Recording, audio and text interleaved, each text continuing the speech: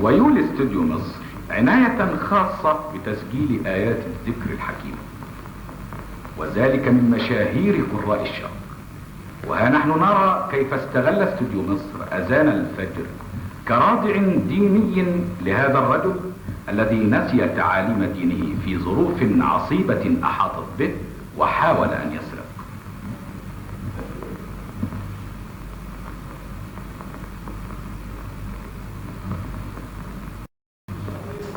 وما أن سمع الأذان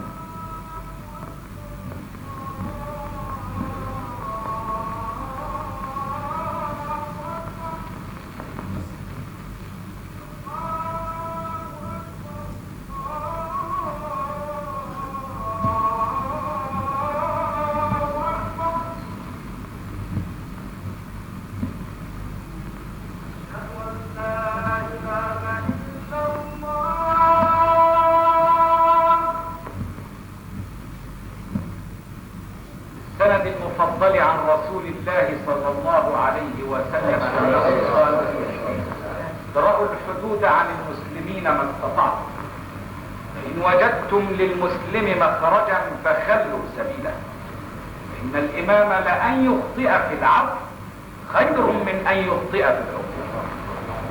معنى هذا الحديث أن الحاكم يتلمس الأعذار للمتهم، فإن وجد شبهة فيما اتهم به